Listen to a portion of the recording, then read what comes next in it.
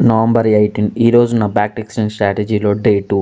ముందుగా నిఫ్టీ 50లో మార్కెట్ చూసుకున్నట్లయితే ఫ్రీ ఓపెన్లోనే మార్కెట్ 400 పాయింట్స్ గ్యాప్ అప్ ఓపెన్లో చూపించింది. అండ్ అలాగే ఓఐ డేటా చూసుకున్నట్లయితే మాత్రం అందులో సెల్లింగ్ ప్రెజరే చూపించింది. సో చూసాం ఈరోజు మార్కెట్ ఎలా బిహేవ్ చేస్తుందో అనేది. అండ్ అలాగే మనం నిన్న తీసుకున్న గోల్డ్ ట్రేడ్లో మన టార్గెట్ అయితే హిట్ అయింది ఆల్మోస్ట్. ఇక్కడ చూడండి, నేను ఇక్కడ 2 లైన్స్ అనేది డ్రా చేశాను. అక్కడ ఏదైతే సపోర్ట్గా వర్క్ చేస్తుందో అక్కడ ఆల్మోస్ట్ ఆల్ ఫస్ట్ లైన్ వచ్చేసింది కాబట్టి నేను అక్కడ సెకండ్ లైన్ వరకు వెయిట్ చేసేంత వరకు వెయిట్ చేయలేదు. కింద మాడిఫై చేసేసి ఎక్కడైతే లో ఉందో అక్కడ పెట్టేశాను. మనకి ఎంతవరకు ప్రాఫిట్ అయితే ఇస్తుందో ఇది. నెక్స్ట్ ఇక్కడ ఇండియన్ మార్కెట్ చూసుకున్నట్టయితే అన్ఎక్స్పెక్టెడ్గా గ్యాప్ అప్ కాకుండా గ్యాప్ డౌన్ ఓపెన్ అయ్యింది.